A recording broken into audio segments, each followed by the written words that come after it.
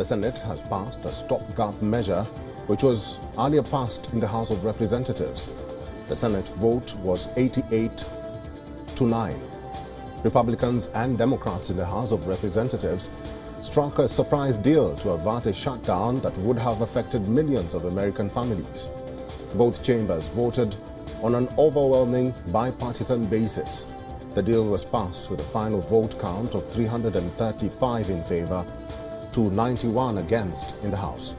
The bill would keep the government open for another 45 days. If stamped into law by President Joe Biden, which now remains a mere formality.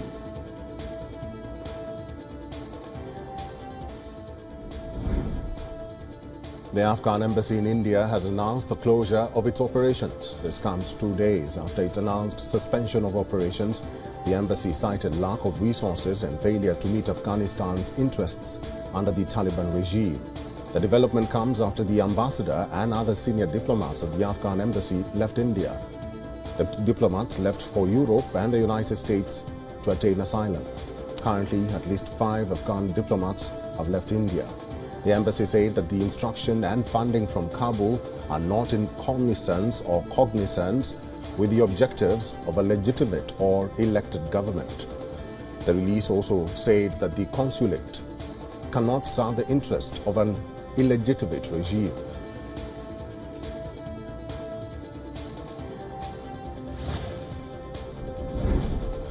The Glasgow Gurudwara has strongly condemned the act of quote-unquote unknown individuals who stopped the Indian High Commissioner from entering the shrine. A group of radical Khalistanis had earlier prevented the Indian High Commissioner Vikram Doraiswamy from entering a Gurudwara in Scotland. The activists claimed that Indian officials are not welcome in any Gurudwara in the United Kingdom. The video showed Khalistani activists walking up to the Indian High Commissioner's car. Both men tried to open the car door, but it was locked from the inside. The car then left as none of the members of the Gurudwara committee tried to intervene. 2 of the 3 extremists who tried to accost the Indian High Commissioner have been identified as Shamsher Singh and Ranveer Singh.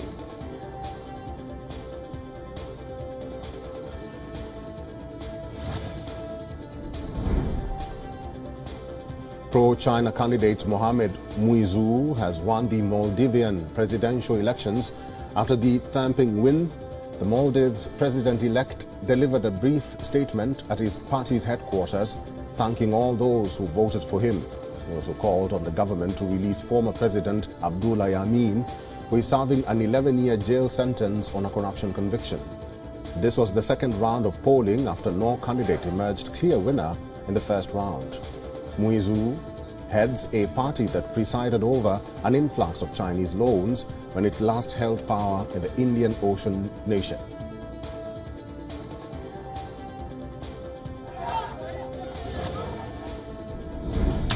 Nearly complete results show that Slovakia's leftist former Prime Minister Roberto Fico has won the Slovak elections.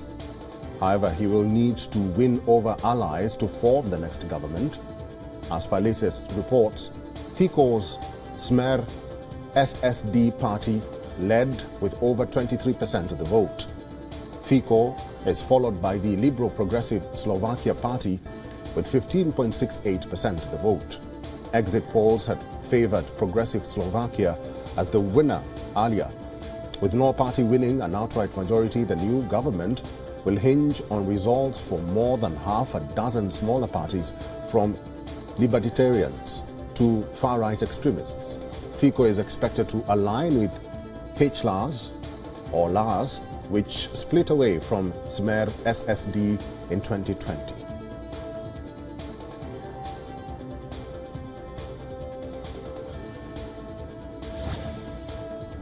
Serbia has pulled some of its troops back from the Kosovo border. This comes after a build-up of the NATO peacekeeping force along the border. The move follows warnings from the United States that Serbia would face punitive measures for the unprecedented build-up. Serbian President Aleksandar Vučić has announced that he ordered troops to be pulled back. Vučić also said in a statement that any military action will be counterproductive, as Serbia does not want to engage in war. The latest tensions began with an ambush by well-armed Serb paramilitaries on a Kosovan police patrol. One police officer was killed in the shootout. 3 Serb gunmen were also killed in the battle. The Kosovan government produced a document to show that the Serbian army provided a grenade launcher to the group.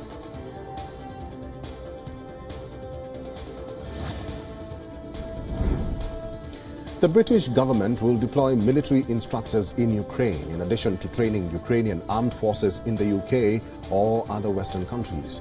This comes 2 days after Ukrainian President Volodymyr Zelensky met with recently appointed British Defence Secretary Grant Shapps in Kyiv. So far, Britain has sent weapons to Ukraine coupled with training Ukrainian soldiers in the country. To date, Britain and its allies have avoided a formal military presence in Ukraine to reduce the risk of a direct conflict with Russia. Hence, this will be a first if Britain deploys military instructors to Ukraine.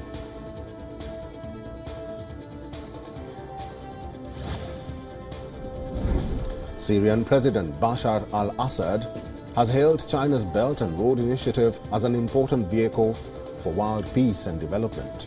Assad said the initiative has contributed to increasing connectivity and development without infringing on the individual identity of each participating country or region.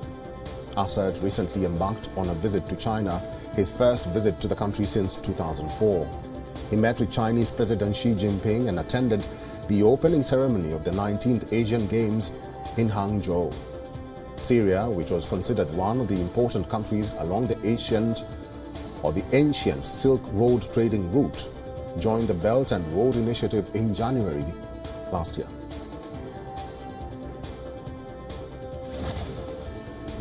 An explosion has been reported outside the parliament in Turkey's capital Ankara. Turkey's interior minister has said 2 terrorists carried out a bomb attack in front of the ministry buildings in Ankara. He added that one of them died in the explosion and the other was neutralized by authorities there. 2 police officers were slightly injured in the attack. The attack unfolded just hours before the scheduled reopening of Parliament. The Parliament was set to reopen today after the summer break.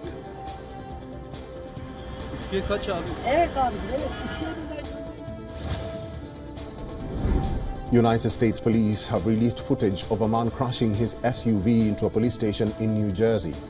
At least 1 officer narrowly escaped being hit when the vehicle plowed into the Independence Township Police Headquarters, causing extensive damage. After getting out of the car, the video showed him being immediately arrested. The Warren County Prosecutor's Office said he had also earlier crashed his vehicle into a hole. More injuries were reported in the crashes, which occurred on September 20th.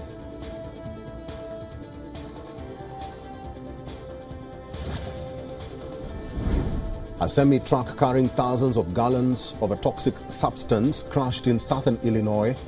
The accident killed 5 people and left 5 seriously injured. The truck was carrying about 7,500 gallons of ammonia. Early estimates indicated that 4,000 gallons were spilled, leading to about 500 people being evacuated from the area.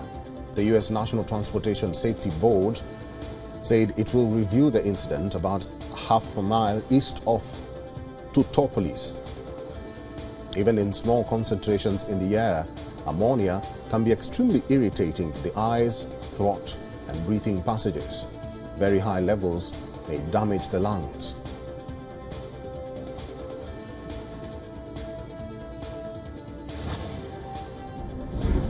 Southeast Australia is sweltering in a heat wave that has raised the risks of bushfires and prompted authorities to issue fire bans in New South Wales. State Emergency Services Minister said the scorching heat has lifted the risk for bushfires in the week ahead.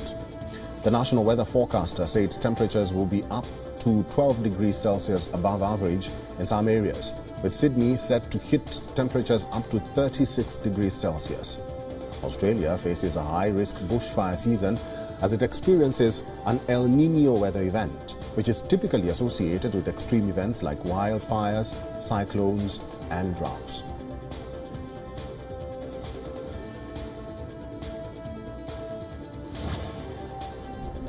Spain experienced unusually warm temperatures for October.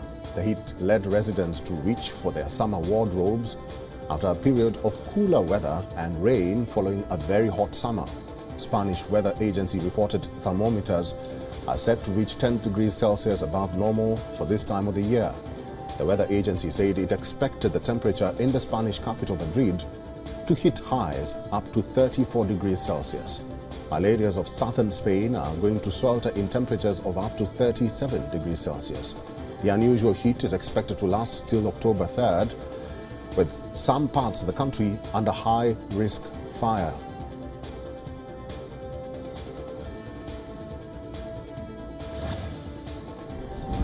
A grand flag-raising ceremony was held in Beijing to mark the 74th founding anniversary of the People's Republic of China. After trumpet soldiers sounded their clarions, the national flag was escorted into the square by 96 members of the Chinese People's Liberation Army. Thousands of spectators from all over the country gathered at the square in the early hours. They sang the Chinese national anthem while watching the national flag going up. Many held national flags in their hands and had stickers of the national flag on their faces. The middle of the square was decked out with a huge flower basket arrangement as part of the National Day celebrations.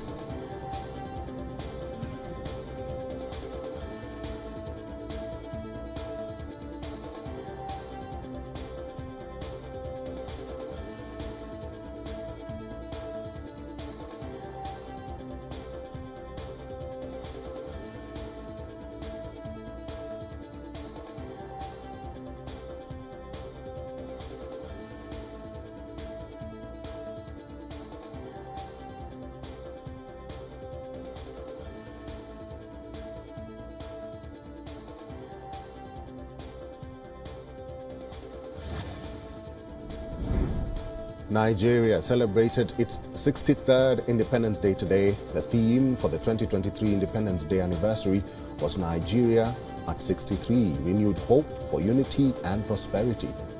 It marked Nigeria's 11th low-key celebration in 13 years. In his address to the nation, President Bola Tinubu shared 10 main points to Nigerians. The president praised founding fathers for giving birth to the idea of an independent Nigeria. He affirmed Nigeria's rights as a sovereign nation and that no one group is greater than the other. Tinubu highlighted Nigeria's diversity and shared bonds and ideals. The president also pledged to prioritize security, appointments, and transparency.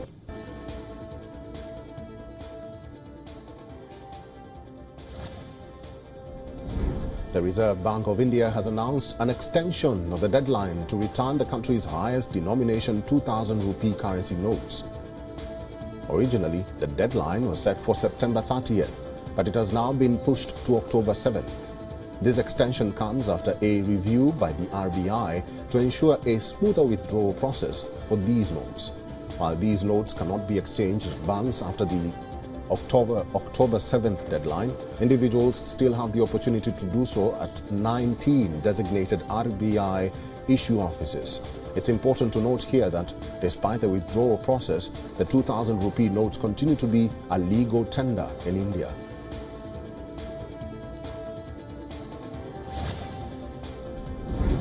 US retail giant Walmart on Saturday said that it will streamline job titles across its corporate staff. It argued that this move will ensure that the company remains competitive. The retailer said that while some staff will receive a new job title, their roles, responsibilities, type of work and base pay will not change. Corporate employees at Walmart and Sam's Club, its warehouse chain, will be reclassified into fewer groups of possible titles. In some cases, pay changes will go into effect starting in November. Stock option awards to the staff will stay the same or even increase in many cases, but about 4% of the staff will see a decrease in stock option awards. This is in a bid to ensure that compensation is aligned across geographies.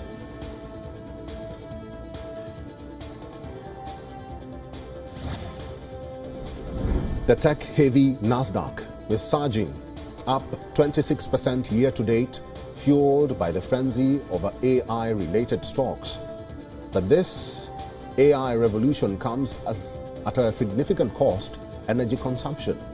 Studies from the University of Washington revealed that AI models like ChatGPT can consume an astonishing 1 gigawatt-hour of energy per day, equivalent to the power consumption of 33,000 US households. The rise of AI usage, particularly in data centers, has led to a significant increase in energy demands. This trend poses a challenge as it outpaces the growth rate of renewable energy deployment.